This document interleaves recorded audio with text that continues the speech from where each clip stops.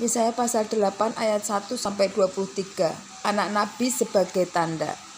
Berfirmanlah Tuhan kepadaku, ambillah sebuah batu tulis besar dan tuliskanlah di atas dengan tulisan biasa, Maher Sahal Hasbaz.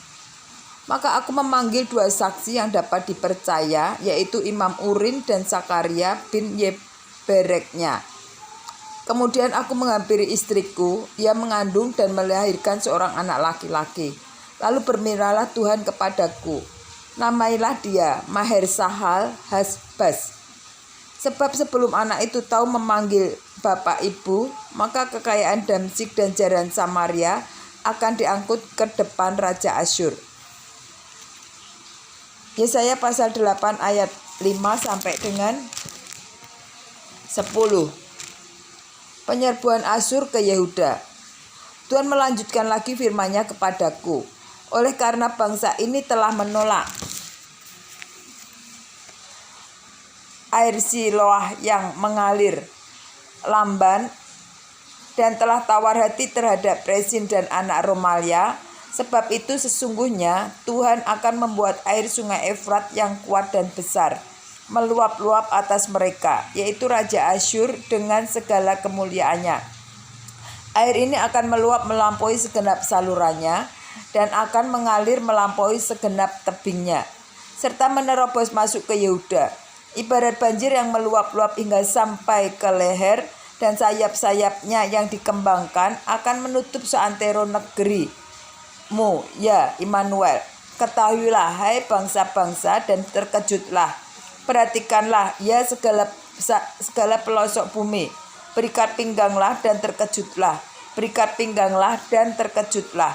Buatlah rancangan, tetapi akan gagal juga. Ambillah keputusan, tetapi tidak terlaksana juga. Sebab Allah menyertai kami. Yesaya pasal 8 ayat 11 sampai 22. Yesaya terpaksa bersembunyi. Sebab beginilah firman Tuhan kepadaku, ketika tangannya menguasai aku dan ketika ia memperingatkan aku, supaya jangan mengikuti tingkah langkah bangsa ini. Jangan sebut persepakatan segala apa yang disebut bangsa ini sepersepakatan, dan apa yang mereka takuti janganlah kamu takuti, dan janganlah gemetar melihatnya. Tetapi Tuhan semesta alam, dialah yang harus kamu akui sebagai yang kudus.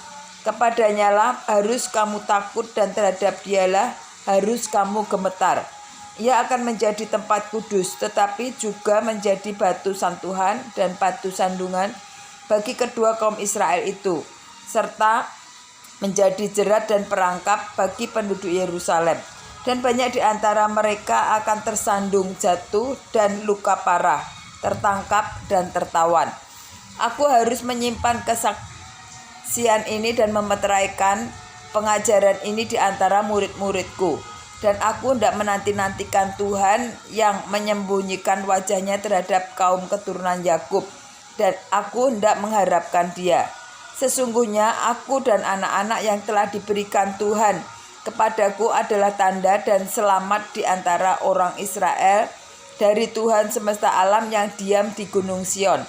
Dan apabila orang berkata kepada kamu, mintalah petunjuk kepada arwah dan roh-roh peramal yang berbisik-bisik dan komat kamit, maka jawablah, bukankah suatu bangsa patut meminta petunjuk kepada Allahnya? Atau haruskah mereka meminta petunjuk kepada orang-orang mati bagi orang-orang hidup?